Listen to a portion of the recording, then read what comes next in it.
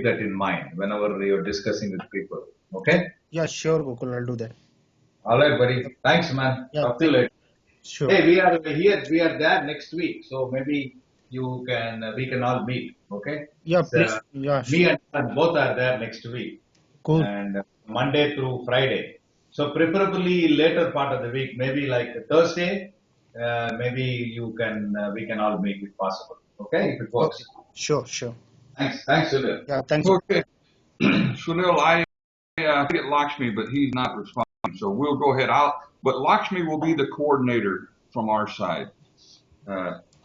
He'll coordinate the development. Let's see. Okay, this is the wrong one. Let's see. Hold on, let me get the correct.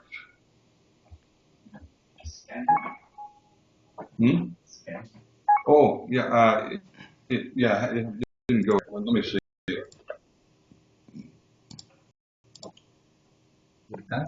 Oh, here it goes. It's going now. Yeah. Okay. Let's see, Lakshmi. Sunil. Okay. 1 second.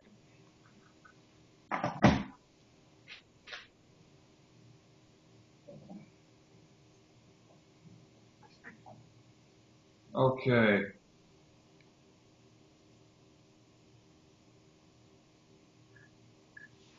Let me find where I put this.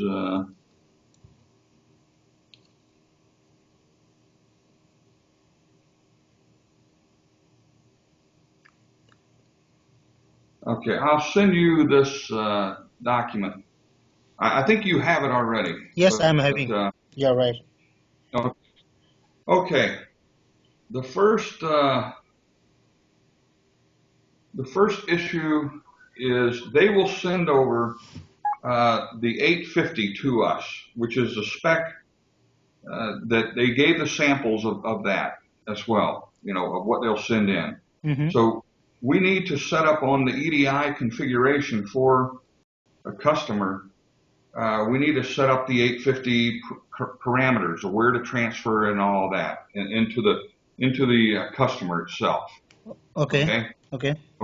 So the FTP credentials and everything will be set up underneath the customer. That's number one. Number two, let's see.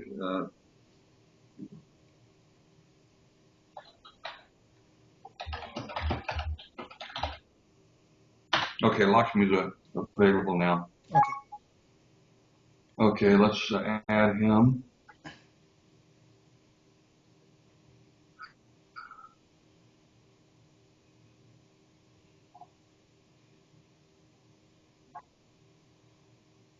Okay, I'll have to do a go-to meeting then.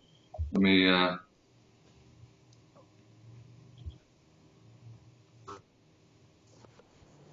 Hello. Hey, Lakshmi. Hi, Alan. Good morning. Okay, let me do a go-to meeting so we can all see the screen.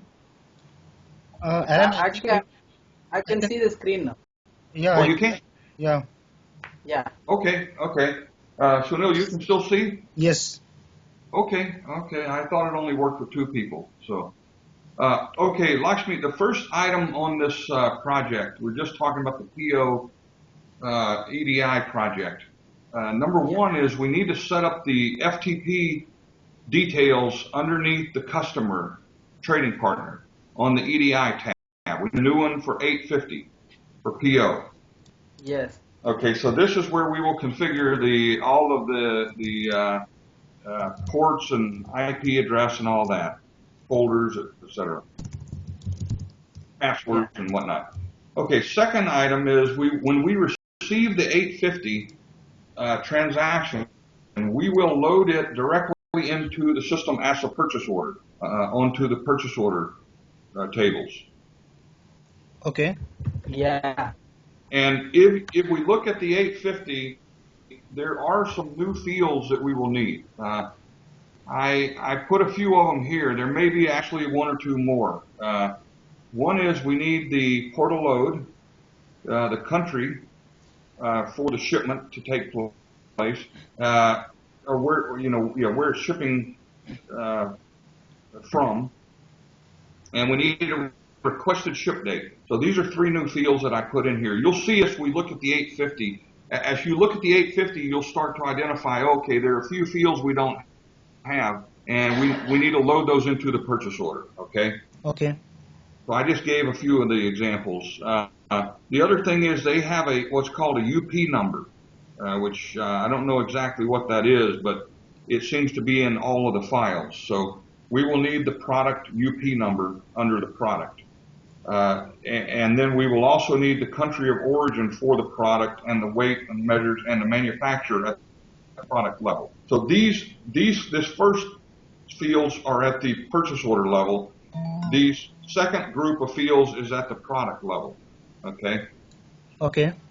So as you see the spec, you'll see that there may be a few fields that we don't have that they're sending. So we load that into the purchase order. The next thing is from the purchase order, the whole idea for this is it's like when you order something from Amazon. You order it, then they send you a notification, hey, your package shipped today. That's the same concept here. They're going to send the purchase order. We want to order this product, and then when it's booked, they'll get a confirmation, hey, your order has been booked, and then when it ships, your order has shipped. So it's just EDI of those 2 notifications is what it basically is. So next step is they're going to either convert this purchase order to a booking, and when they convert it to a booking, at this point, we may be dealing with containers if it's a full container, or we may be dealing with less than containers. If we're dealing with less than containers, then we want to specify how much of each product line item is shipping. So on the purchase order, there may have, you see 1 product up here, they may have 4 products. So we need in a pop-up, each product to pop up with the quantity remaining on the purchase order, and then we need to specify how much of that product is going to be on this booking at each line item level. Okay? Okay. And then once we have specified that, we convert to a booking, and then in the booking, that link will come over just where it is today in the purchase order. Now we also need the ability to link from the booking back to a purchase order. So we may create the booking first and then say, oh, I want to link this to this purchase order. We'll need the same thing. Currently we do it by container. We'll also need to be able to do it by line item on the purchase order, by product. Okay. Okay, so that is the change to the booking. Then back on the purchase order, when we do a link to a booking on the purchase order, now that we're doing it at the product line item level, we need to be able to show that on the screen somehow that, hey, here's 4 products, and 5 of these products is on this booking, 10 is on a different booking, 5 on another booking. So we need some way to, right now we show the booking at the container level at the bottom, but I'm thinking it may be easier to just put a column on the product to show quantity and booking. So for this product, we would say 5 is on this file, 10 on this file, booked on, and file number. Okay. Okay. So it needs to show, which bookings each product line is assigned to on the purchase order screen. Now on the booking screen, you'll just click this purchase order and it'll come up here and you can see how it's allocated from what the current function is. Only difference being it's by container now and we need it by product as we link this purchase order. Okay, so that's it for the booking. Then the booking is done. And now the next step will be when the booking is made, we're going to want to have a button on here to send the ship notice or the 856. And when we push that button, it will basically transmit the 856 with the product breakdown as is assigned to this booking. And you know where that is basically in this purchase order button up here. You can it'll show you all the products that are on this booking. So it will basically send that. We'll send the first one at the time of booking, and we will need to be able to send, if it update, we change the vessel voyage or ETD, we'll need to send it again. So that would be the B transaction. And I think that the difference between the A and the B is there's just a status of resent in the 856. Makes sense. Yeah, there's a status. We'll look at the 856 in a minute. Okay. But you'll send it one time when it's booked. Then every time it changes, you'll send it again. And then once it departs, you'll send it the last time. Now, when it departs, it'll usually be from the bill of lading. So this button will also need to be on the bill of lading as well. And I've added it here that the bill of lading needs the same type of function. Okay. Okay, and then this one you can ignore. This is for later. This is for phase 2. So you don't have to do this one now. Oh, okay, Alan. One question here. So, what after C? I mean, C. We have steps A, B, and C, right? Yeah. Yes. So, once C has been sent, can we send the B again, or is it the final one? Once C is sent, I guess if for some reason the boat came back to the shore and it got a different date, yes, I guess you could send the B again, saying, hey, normally that once the C is sent, it is done, it's finished. But in this case, either you leave it done for now, that would be fine, or you can allow the B to be sent again if something crazy happened. Okay. But I think for their purposes, they just want to get the C record and then it's done. So if you want to stop it at that point, that's fine. And then they can make a phone call if there's an issue with it. Yeah, right. And then later, maybe they'll say, hey, we want to send the B. I can see it being a possibility either way. But I'll try to clarify that with them before you get too far. Okay, sure. Thank you. Okay. Yep. So let me highlight this.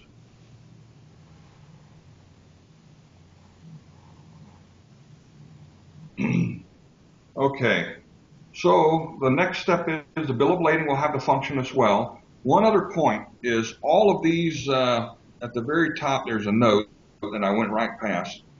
We need to be able to do this on the LCL bookings, FCL bookings, and air bookings. All 3 modules need this exact same capability to link to the purchase order like this. Okay? Okay. So there are 3 different screens that will need to be changed for them, and then 3 full of lading. Okay. Okay. Now, once the once this goes on from the bill of lading, the C record is sent.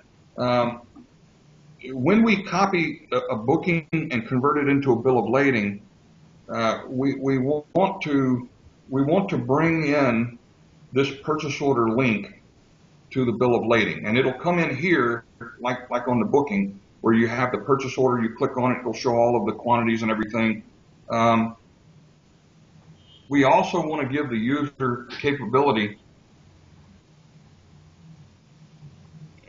Let's see, somewhere when the booking converts to a bill of lading, we need to, if it is linked to a purchase order, we need to give the user 2 options. Okay, one is we can copy the product into the container package. If they say yes to this, then we will copy each product as a package in the container with the description, the number of packages will be the quantity, the unit of measure will be the number of packages, et cetera, et cetera. Okay. Okay. If they don't choose that, but they choose to copy the product into the container as a reference,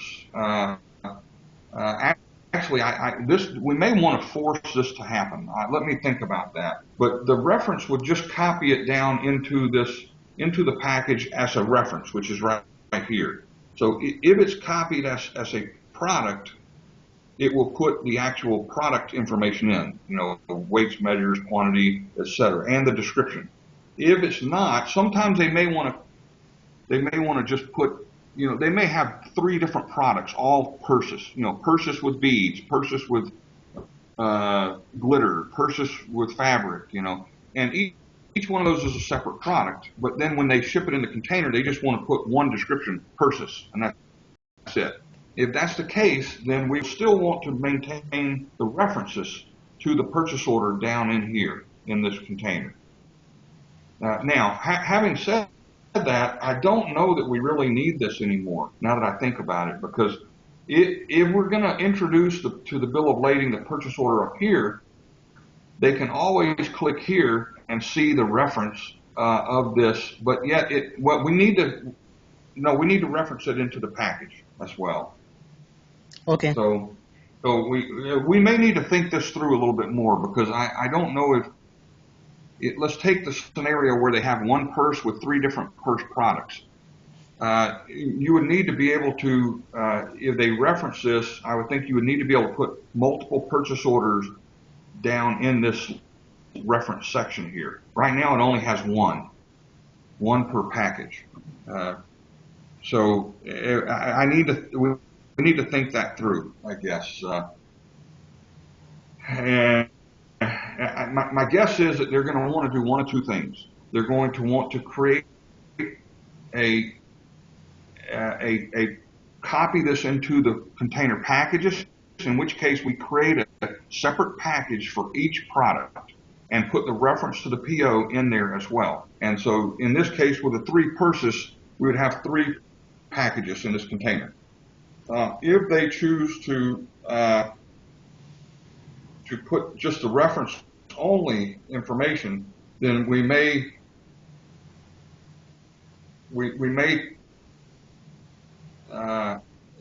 copy all 3 purchase orders into one package. I don't know. Let me think through that. And we may not know the answer to that. And maybe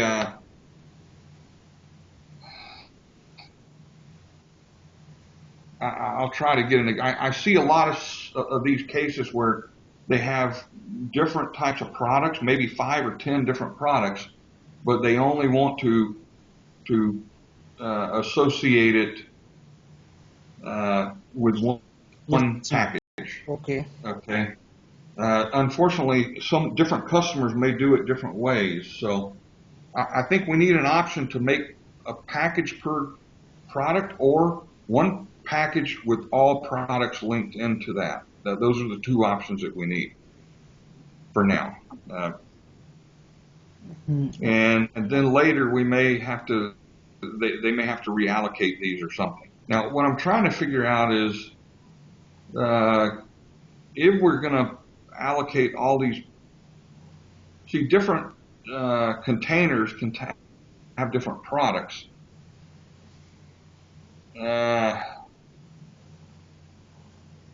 I want to keep this as simple as possible. Ideally, what we need to do is when you convert it into a bill of lading,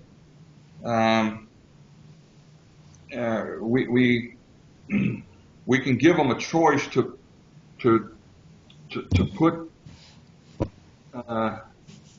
to map it to different containers, or I guess we'll let them map it. Let's just take the simplest case. One is we create a separate package. We need to know we have multiple containers. See, they have multiple containers, and the okay. Let me think through this one. Okay, this is going to be a difficult thing to handle.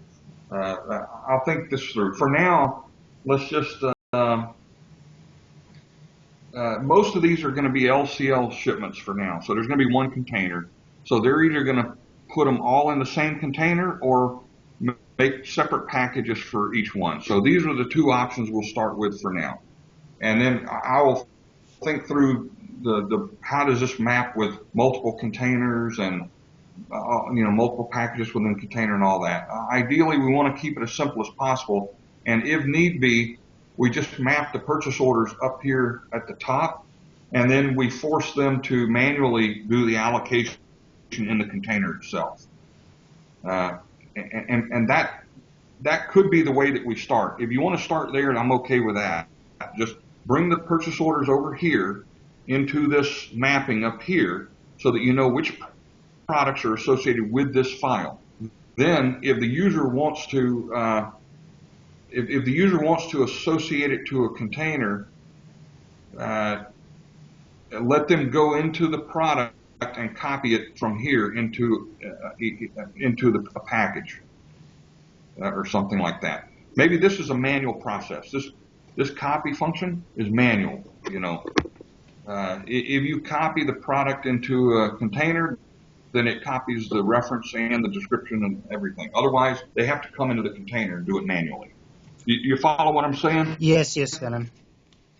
Okay, so I want to keep it as simple as possible to start with, even if it makes them do it manually. I don't want to make it overcomplicated. So first, the biggest problem is getting it mapped into here so that we can send the EDI message, which will pull data from here at the file level.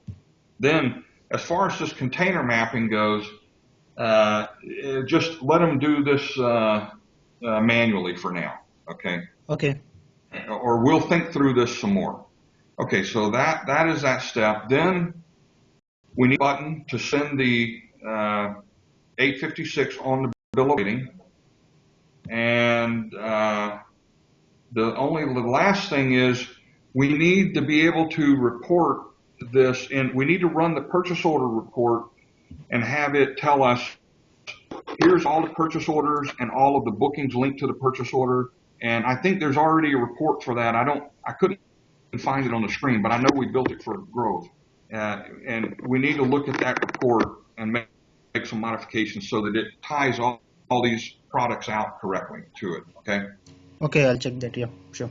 Okay, and that's it. That's all I have so far. So a little bit of clarification here. I'll try to get more, and then on the report itself, I'll try to get a sample of it and give you some more clarification there. But that's the scope of the project. Any questions before we look at the actual record itself? No, Alan, it looks fine to me. Okay, so we're going to pull it into the purchase order. We're going to link it into the booking, and we're going to send it via EDI from the booking and the bill of lading. That's the bottom line. Okay. Okay, let me, Lakshmi, do you have any questions on this? No, Alan. Okay. Let me save this, and now let me pull up the EDI. Okay, I sent you a timeline as well on here, what we're looking for in the project scope. Yeah, Alan, I've seen that. Yeah, it's fine. Okay. Yep. And then now let me see if I.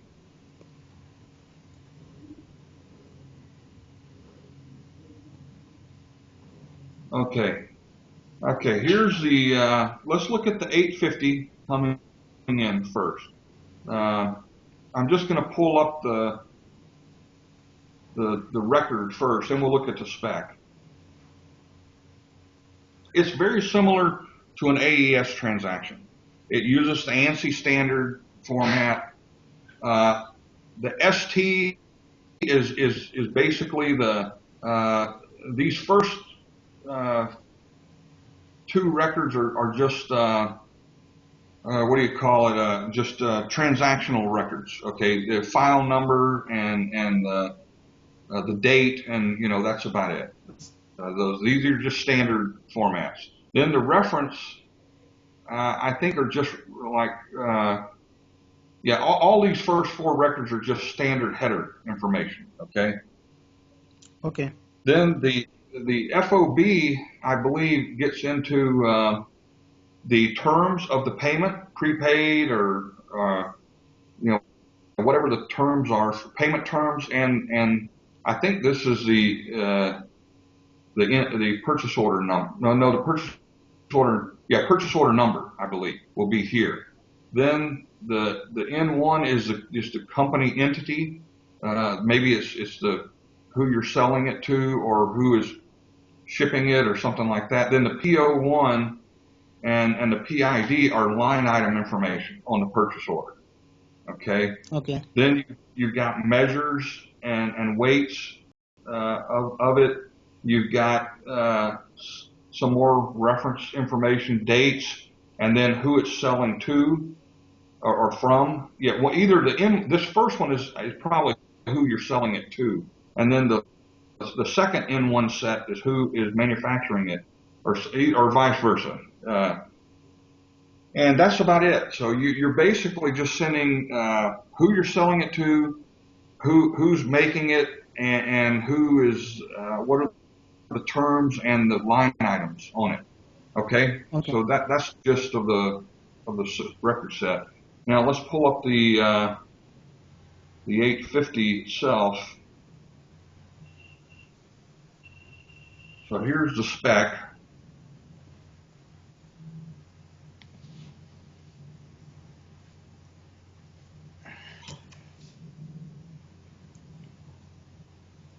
Okay, this is the purchase order spec. Yeah, this tells you all the record sets: transaction set header, beginning segment, currency. I don't think they're even using this one. NTE, I didn't see that one either. Reference numbers they did have, and FOB is the terms, payment terms. And then they get into the detail, which is the purchase order items and summary. So here's the first one is just 850 and a transaction set control number. I believe this is either the booking number or the file number. We'll see what we're doing on the AES record. Okay. Then this is all header. Okay, this is the PO number in here, goes here, and the PO date. Oh, the creation date. Okay, fine. And then the currency code, most of it will be US dollars, but then note, special instruction. These are, I don't think they're using this segment. We'll look and see in their samples, but I don't believe they are. If it does come over as a note, we'll just put it as a note on the purchase order. That's all we'll do. Okay. Okay, then reference information.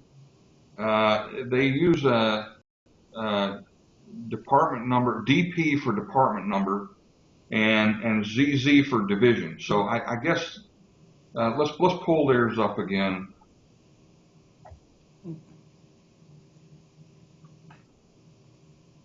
Let's look at their file. Okay, what? Okay, they do put DP. They've got a division. I don't know what Cuddly is. What I will do is I will set up a meeting, maybe even for Friday, with their technical guy, and we'll go through each of these elements together. Okay? Yeah, Alan, that will great help. Yes. Are you available Friday morning? Yes. Or tomorrow morning? Either of those okay? Yeah, I'm available on both days. Yeah. Okay, then I'll set it for 9 o'clock, just like this morning. Okay. And we'll go through each of these. This just looks like it's a version number, and I don't know what Cuddly is. I have no idea, but anyway, it doesn't look like they're. Yeah, that looks to be kind of standard. Let me find the spec. Okay. Then PER contact, they didn't use that one. Okay. FOB is the port of loading. Okay, so CI will be the location qualifier, and then port of loading, which would be wherever it loads. And we don't have this one on. This will be a new field you'll have to add. Okay. into the purchase. Okay. Then you got the terms of sale, which is prepayment, and then ZZ would be the, I guess maybe the payment terms. Let's see what theirs has. They used PP and then Yeah. CI and then 57020. I think CI is uh, an Incoterm, so that will just load into the Incoterm. I Okay. think we'll clarify that with him, but it's just terms is all it is, payment terms. Okay. Where am I? Yeah, here. Okay, then we've got a date. This is the requested ship date. We don't have this, and we'll have to add this to the purchase order. Okay. Okay, then we've got carrier details, whether they want ocean or air. They will generally not send this over in the 850. This is usually what we will send back to them in the 856. But I guess if they wanted to request it ocean or air, they could send it via this. So we'll ask him about this when we talk to him. And then the export, country of export code. Then Okay. you're into the name. This is the vendor. Okay, the first one is either the vendor, buyer, or ship to, or buyer's agent. They sent the agent, or the buyer's agent, and it'll just have their address information, city, state, zip, country, etc. Then you're into the purchase order line items. Okay, and they're basically just sending product code, unit of measures. There's a whole bunch of different things they can send. We'll have to ask him which ones they use. Item number, style number. I don't see any of those in the ones they passed. When I look at the PO one, all I see is a code, quantity, unit of measure, and a rate, and then a country of origin. Okay. Okay, and then this, I believe, this is the UPC code. Then there's a TM, and then the vendor. So we'll have to get him to specify exactly what he's sending with this. And the PID is another related to the product.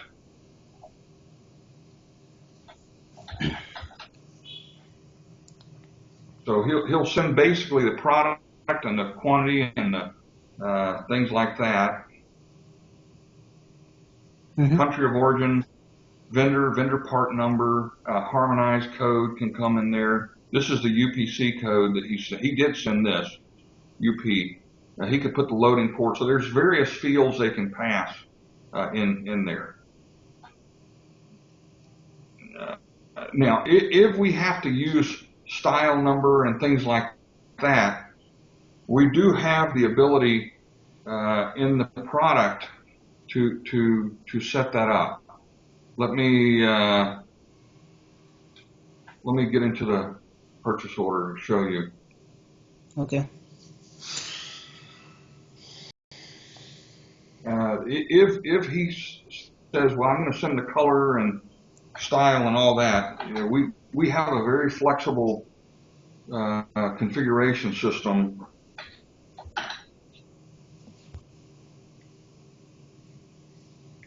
Let me go in.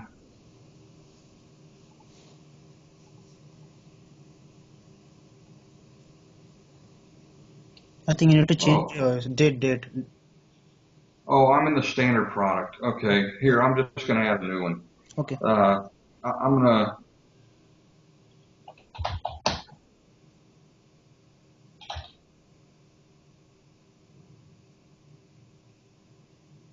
Okay. Yeah, here's our income. This is what I think the CI was referring to, and payment terms.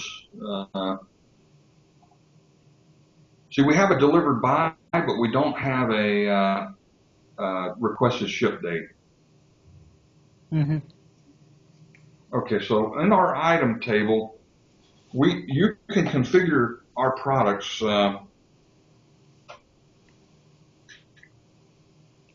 Okay, so as you pick a product, we have options: color, model, size.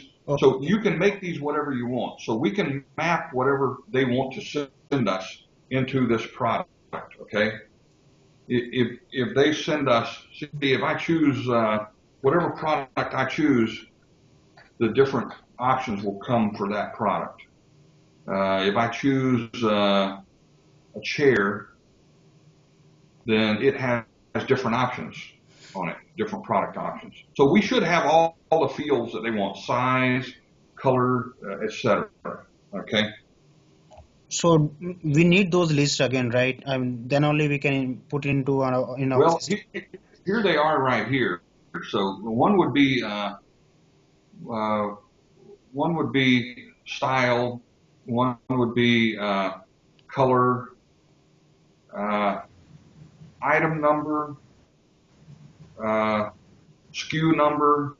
I think he'll only send one of those, but if we need to, we'll add those fields to it. We have size, we have color, country of origin, we have HTS code. So we just need to add country of origin, maybe SKU number, which I would think would be the product code.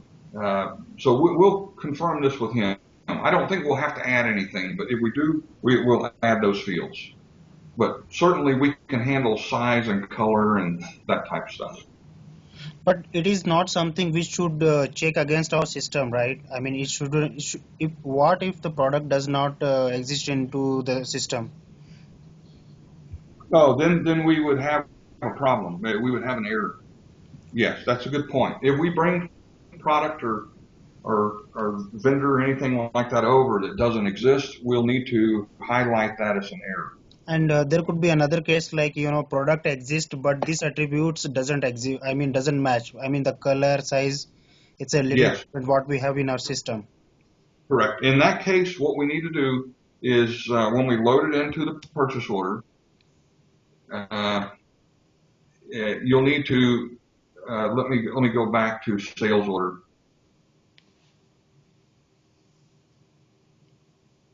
Okay, let me take date range.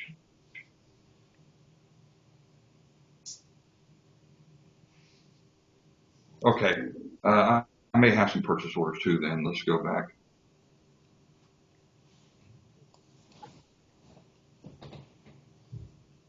Okay, so when you load it in the loading status, you'll say error on it here, and that way they'll know there's an error. And when you open it up, it will say a message at the top: error. You click on it, it'll tell you all the problems that are wrong with it. Okay, and then they have to manually correct it. And that's the way we do it today. Is that clear, Sunil? Did that answer your question? Yes, Alan. Okay. All right. So let's. So that's the product.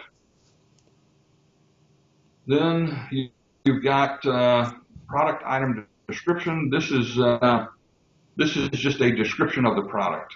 I guess up here it's just part numbers and numbers. Up here they can put a description of the product. Then there's a date, requested ship date. I thought that, and then number of items ordered. Because I guess they keep the track of what's ordered and what's shipped separately. And then commodity code, and then the amount of the purchase order, and that's it. So that's basic message set. So we'll have a meeting to clarify that in more detail. Okay. Okay, Alan. No. And that's, I think that covers it so far, what we know. We want to get this done in February if we can, and then test it in the first week or two of March. Yeah, Alan, it's fine. Okay. Hmm. Okay. So let me set up a meeting with the technical guy, and we'll walk through the message set together, field by field, and make sure that we understand exactly what it is. Either tomorrow or Friday, we'll do that, and then you just let me know anything else you need from me. Okay? Yeah, sure, Alan. Okay, can you open the document once again? I have a small doubt about. Okay. Sure. Let's see. No, I just wanted to check the second last, sections, the amount one, what it was exactly Oh, okay. You mean the spec? in a spec. Yes. Oh, okay. Sorry. I closed it, didn't I? Let me find it open again. Here it is. Okay, it was near the bottom. You had a Yeah. question? Yes. Okay.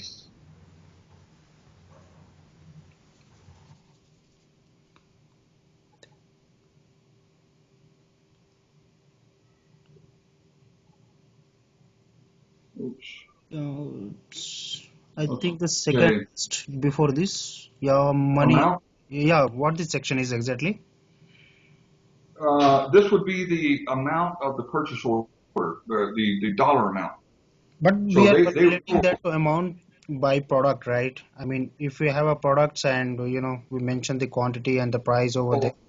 I think they do it both ways. This is the total PO amount right here. This is the total amount. This is all the products together is this amount. Okay, now the product itself comes across with some data on the pricing as well, and that will be up. Well,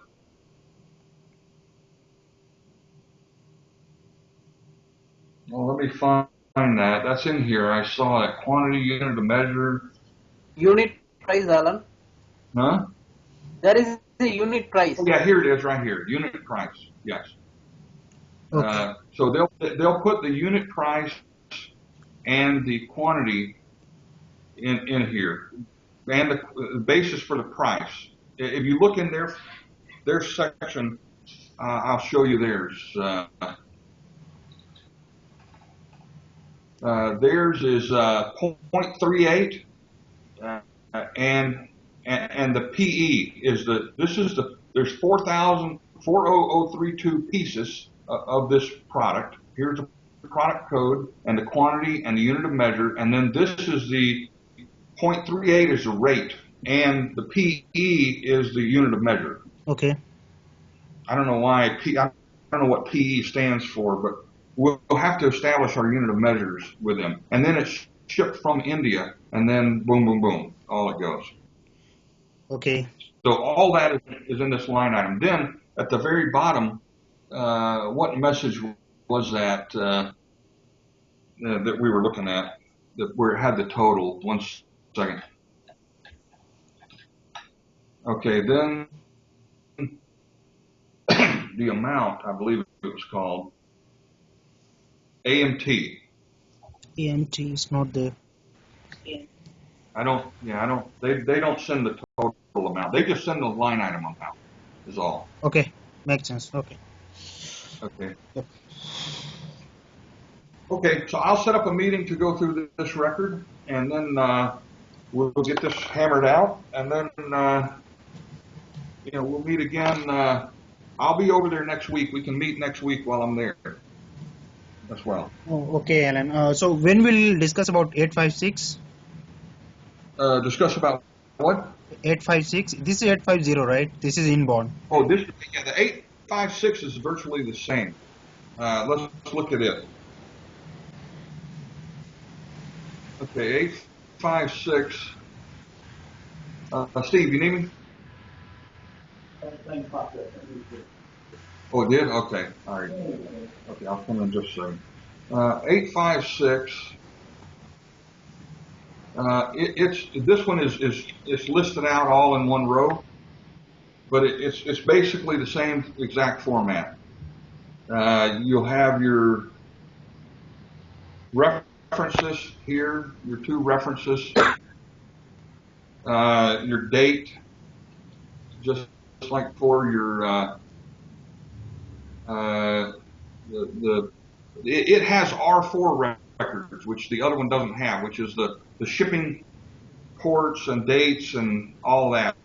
So it will have the vessel voyage. It'll have a few more records than the 850 has, because it'll have the vessel voyage ETD ETA. But other than that, it's basically the same. And then the PO1 and all is exactly the same. Let me find it. Okay.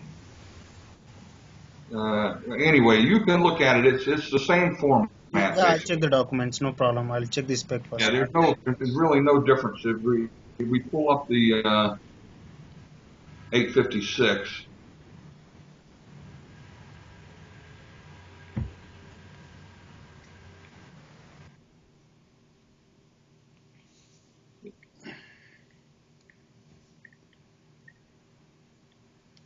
Yeah, you'll see it has the ISA. All that is the same, and then it does use different headers numbers.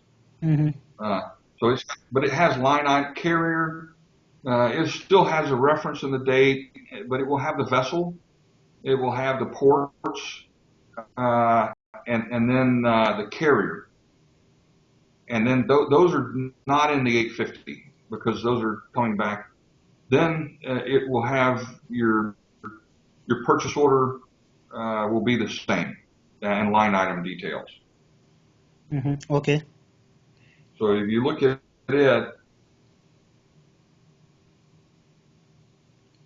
Okay, Lena, I'll go through this document. That's Yeah, it's very, very similar to the same.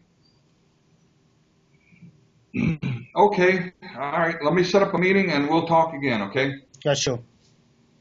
Okay. Hey, thanks a lot. Yeah. Thanks. Okay. Thanks a lot. Talk to you later. Bye bye. Yeah, you guys. Bye bye.